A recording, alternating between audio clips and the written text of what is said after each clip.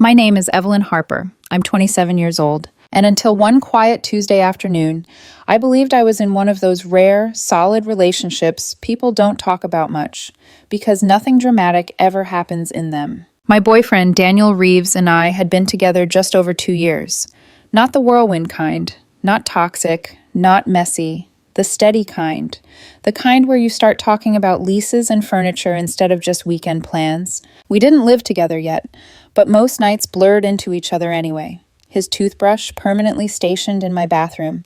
My favorite hoodie always missing because it somehow lived at his place now. We talked about moving in soon, casually at first, then seriously. And woven into all of that was Lena Caldwell, Daniel's best friend. They'd known each other since college, survived bad roommates, worse relationships, job relocations, and that weird post-graduation phase where everyone pretends they're fine while quietly panicking. Lena was always around. Brunches, birthdays, movie nights, group chats that never slept. I used to think it was refreshing.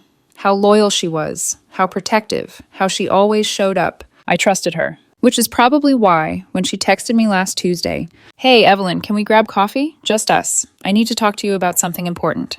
I didn't immediately panic. It felt serious, but not threatening. Still, something in my chest tightened. We met at a cafe near my office, one of those places that smells like burnt espresso and ambition. Lena was already there when I arrived, sitting stiffly, hands wrapped too tightly around her cup. She didn't smile. That was the first red flag. "Hey," I said, sliding into the chair across from her. She inhaled sharply, like she'd been rehearsing. "I hate being in this position," she said, eyes flicking around the room. "But you deserve to know." My stomach dropped before she even finished the sentence. "Daniel is cheating on you." The words hit like a misfired punch, sudden, disorienting. "What?" I laughed automatically, not because it was funny, but because my brain rejected it outright. "No, that's not—" "I didn't want to believe it either," she interrupted quickly, "but I've seen the messages." My heart started pounding. She pulled out her phone, hands trembling just enough to look convincing, and turned the screen toward me. Screenshots. Text conversations with a contact saved as J. Flirty. Intimate. Plans to meet. Jokes about being discreet. Complaints about late nights and excuses. I stared at the screen, reading them again and again. Something felt wrong. Daniel texts in full sentences. He uses punctuation. He hates abbreviations. These messages were all lowercase, casual, sloppy. "That's not how he talks," I whispered. Lena shook her head. People change when they're hiding things. I looked up at her. "Where did you get these?" "She left his phone unlocked at my place last week," she said quickly. "I wasn't snooping. I was worried. He's been distant." That didn't match reality either. Daniel hadn't been distant. We'd watched a movie 2 nights ago, curled up on his couch, laughing over nothing. Lena leaned forward and grabbed my hand. "I need you to promise me something," she said urgently. "Don't tell him I showed you this. He'll never forgive me. Just maybe check his phone yourself, or follow him one night." The way she said it, "follow him," sent a chill through me. I left the cafe with my coffee untouched and my thoughts screaming. But strangely, I wasn't suspicious of my boyfriend. I was suspicious of her. That night, for the first time in our entire relationship, I unlocked Daniel's phone while he was in the shower. My hands shook. I hated myself for it. But there was nothing. No J, no flirty messages, no secret threads. Nothing. And that's when I remembered the first strange thing, months ago. The Instagram message. The one I'd brushed off. And as I sat there in the dim light of his bedroom, phone warm in my hands, I realized something terrifying. Whatever was happening, it wasn't about catching a cheater. It was about someone trying very hard to make one. I didn't sleep that night. Daniel lay beside me, breathing slow and even, one arm slung over my waist like he always did. Heavy, familiar, grounding. The kind of touch you don't question when you feel safe. And I had never felt less safe in my own thoughts. I kept replaying the coffee shop over and over, Lena's shaking hands, the screenshots, the urgency in her voice when she told me not to say anything, the way she framed secrecy as protection. By morning, my gut had stopped whispering. It was screaming. Daniel left early for work, kissing my forehead like always, asking if I wanted him to bring dinner later. Normal. Steady. Unbothered. If he was cheating, he deserved an Oscar. The second the door closed behind him, I did something else I'd never done before. I opened my laptop and searched my own name in my inbox. And then his. And then social media. That's when the memory finally snapped into focus. 4 months ago, I'd gotten a follow request on Instagram from a woman named Maya, marketing professional, lived in the next city over, mutual friends with both me and Lena. At the time, it barely registered. She'd messaged me first. Casual, friendly, commenting on my photos, laughing at stories, sending memes. Then, slowly, the tone shifted. How's it going with Daniel? You guys seem really serious. Ever feel like you're settling down too young? At first, I brushed it off as harmless curiosity. People overshare online. It happens. But then, 2 months ago, the messages turned, pointed. You ever wonder what you're missing? You deserve someone who makes you feel chosen every day. I just can't imagine tying myself to one person already. I hadn't responded to those. I muted the chat, eventually blocked her. At the time, I'd told myself she was just another bored stranger projecting her issues onto mine. Now, sitting at my kitchen table with cold coffee and a growing sense of dread, I unblocked her and looked closer. Her photos were polished, too polished. Professional stock model perfect. I right-clicked one and dropped it into a reverse image search. My stomach flipped. The same face appeared on at least 5 different websites. Different names, different bios. Fake. My heart started racing. I dug deeper. There was another account, Twitter. Different name, same energy, same timing, same subtle pressure about my relationship. Then a third, a Discord account in a gaming server Daniel and I were both part of. A woman who'd slowly steered conversations toward commitment, doubt, and freedom. All of them appeared around the same time. All of them knew I had a boyfriend. All of them knew where I worked, when I was home, when Daniel wasn't. Information I'd never publicly posted. Information only someone close to us would know. I sat back in my chair, hands numb. This wasn't random. This was targeted. By noon, I'd made a decision that felt both unhinged and necessary. I called Marcus, a digital forensics analyst recommended by a friend from college. He worked with a law firm, charged by the hour, didn't ask unnecessary questions. Can you help me figure out who's behind some fake accounts? I asked. He paused. Are we talking curiosity or legal? Legal, I said. That got his attention. It took 2 days. 2 days of pretending everything was fine while my insides were unraveling. Daniel noticed something was off. Asked if I was okay. I blamed a migraine. Stress. Work. He offered to stay home one evening. I told him not to. I needed clarity more than comfort. When Marcus finally called me back, his voice was calm, professional. But the words he said knocked the air out of me. All 3 accounts accessed from multiple VPNs, he said. Different devices, different platforms. My chest tightened. But, he continued, they all traced back to the same physical location at various points. I already knew the answer before he said it. An apartment complex on East Ridge. Lena's apartment complex. I sank onto the couch. There's more, Marcus added. The screenshots you were shown, if those were presented as evidence? Yes. They're fabricated. Poorly once you know what to look for. Font inconsistencies. Timestamp errors.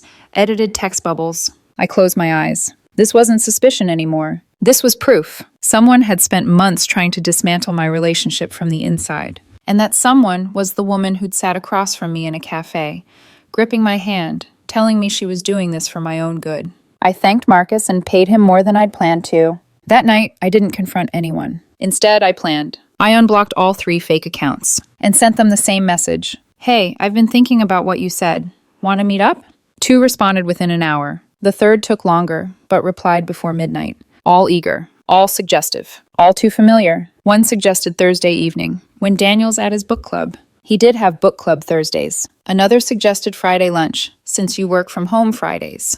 I did. They knew my schedule, because someone else did. The next step felt cruel, but necessary. I told Daniel I had a family emergency, that I needed to visit my parents for the weekend. He was worried, offered to come with me. I said my parents wanted just family. Then, casually, I mentioned the trip to Lena through him. Made sure she knew I'd be gone all weekend. Friday morning, I didn't go anywhere. I parked my car at a friend's place and stayed home. By noon, 2 of the fake accounts messaged me. Heard you're out of town. Must be hard leaving him alone.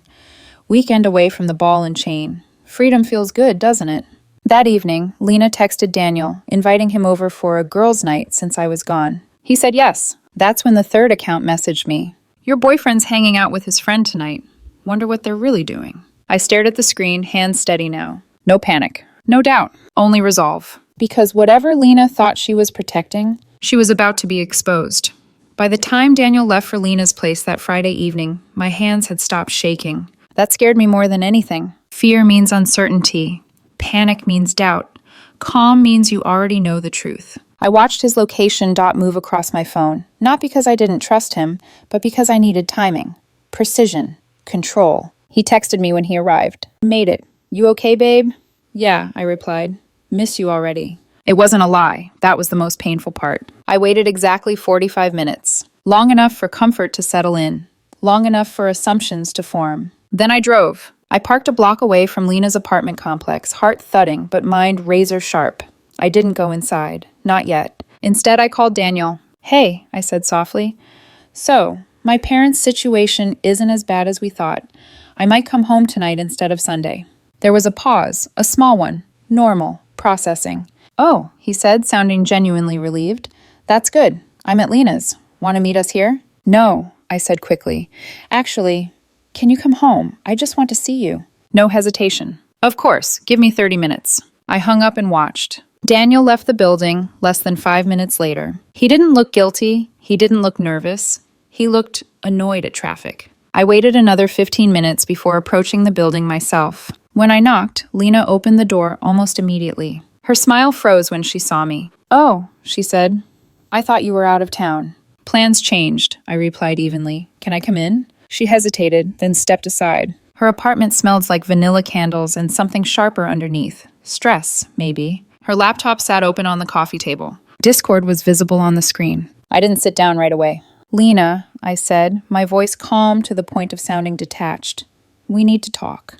Her shoulders tensed. About what? About how you've been catfishing me for months. Her face drained of color. What? She laughed weakly. That's crazy. I pulled out my phone and placed it on the table between us. 3 profiles, 3 names, 3 timelines. Do these look familiar? She stared at the screen too long. I don't know what that is. Really? I said. Because I hired a digital forensics analyst, and all 3 of these accounts accessed their platforms from your apartment complex multiple times. Silence. Then instant tears. The kind that come fast. Practiced. Okay, she sobbed. Okay, I can explain. I crossed my arms. Please do. I was trying to protect him, she said, voice breaking. I think Daniel is wrong for you. My jaw clenched. Based on what? He's going to hurt you eventually. I wanted proof. I thought if I could get you to cheat, or even show interest in other people, he'd see the truth. The truth about what? I demanded. That strangers online flirt with people in relationships? She flinched. And the screenshots? I continued. The ones you showed me? The ones proving Daniel was cheating? She looked down. I made them, she whispered. I knew you wouldn't believe me otherwise. I felt something crack open in my chest. Not heartbreak. Anger. You fabricated evidence, I said slowly. You impersonated multiple women. You lied to both of us. For months. She deserves better than him, Lena snapped suddenly, tears replaced by fury. Based on what? I shot back. What has he ever done to her? She opened her mouth, closed it. Nothing came out. I don't understand, she said instead. Everything used to be about us. We had plans, trips. We talked about moving in together someday. My stomach dropped. There it was. You mean you had plans, I said quietly. And when he started building a future with me, you couldn't handle it. That's not fair. It's exactly fair, I said. You weren't protecting him. You were competing with me. She stood up, pacing now. She was happier before you. She chose to be with me, I replied. That doesn't make me the villain. She chose wrong, Lena hissed, and I was going to prove it. I picked up my phone. No, I said calmly. You're done. I'm telling him everything. She panicked instantly. You can't. He'll hate me. Yes, I said. He probably will. I left without another word. When I got home, Daniel was already there, sitting on the couch, scrolling on his phone. He looked up and smiled. Hey, everything okay? I sat down across from him. We need to talk, I said. And this time, I told him everything. Daniel didn't interrupt me once. Not when I showed him the fake accounts. Not when I explained the forensics report. Not when I told him about Lena's confession, how it started with tears and ended with anger. He just sat there, elbows on his knees, staring at the floor like someone had quietly detonated his entire past. When I finished, the apartment felt hollow, too quiet. She really did all that? He finally asked. Yes. He let out a breath that sounded like it had been trapped in his chest for years. My best friend, he said quietly, since sophomore year. Then he did something I didn't expect. He called her, put it on speaker. Did you create fake accounts to try to seduce my girlfriend? He asked, voice steady. Silence. Did you fabricate screenshots to make it look like I was cheating? More silence. Were you trying to destroy my relationship? I can explain, Lena's voice finally came through, thin and shaking. Explain what? Daniel snapped. That you spent months manipulating my girlfriend? I was trying to protect you, she said. From her. That was it. Daniel hung up. Then he blocked her. Everywhere. I watched his hands tremble afterward. Not rage. Grief. You don't just lose a friend like that. You lose memories. Shared history. A version of yourself you trusted. The fallout came fast. By Monday morning, mutual friends started texting Daniel. Confused. Concerned. Some had already heard Lena's version. That I'd forced my way into her apartment. That I'd threatened her. Complete lies. Daniel shut it down immediately. He sent the forensics report to the people who mattered. Explained calmly, factually. Most switched sides instantly. A few stayed neutral. 2 defended Lena. Tuesday, I got an email from HR. Someone had filed a complaint accusing me of stalking and online harassment. I brought the evidence. Every message, every IP trace, every fake account. The complaint was dismissed, but it didn't stop there. Wednesday, Lena showed up at Daniel's workplace parking lot waiting for him at lunch. He called me from his car. She's here, he said, following me. Call the police, I said. He did. They warned her, told her to leave, documented the incident. Thursday, she went public. A long social media post about toxic relationships, about men manipulating women into abandoning their friends, about betrayal. No names, but everyone knew. So I did what I'd been avoiding. I posted facts, receipts, a redacted summary of the forensic findings, screenshots, timelines. Within hours, her post collapsed. People asked questions she couldn't answer. She deleted everything. Then she escalated. Packages started arriving at Daniel's place. Self-help books about toxic relationships, printed screenshots of his old social media, exes, jokes taken out of context, notes attached, remember who she really is, then a USB drive. Daniel didn't open it. I did, on an isolated computer. Hours of videos. Lena talking directly to the camera, spiraling, justifying, insisting she knew what was best, growing angrier with each clip. We went to the police, filed for a restraining order. The hearing was brutal. Lena tried to argue she was just a concerned friend. The judge didn't buy it. This goes beyond concern, he said. This is harassment. The restraining order was granted. 1 year, no contact. Lena lost it in the courtroom. Had to be escorted out. Since then, silence. Daniel's been in therapy, processing 8 years of friendship that was never as healthy as he thought. We're doing better, stronger, planning to move in together next month. Sometimes he still gets sad. I remind him gently, you didn't lose a best friend.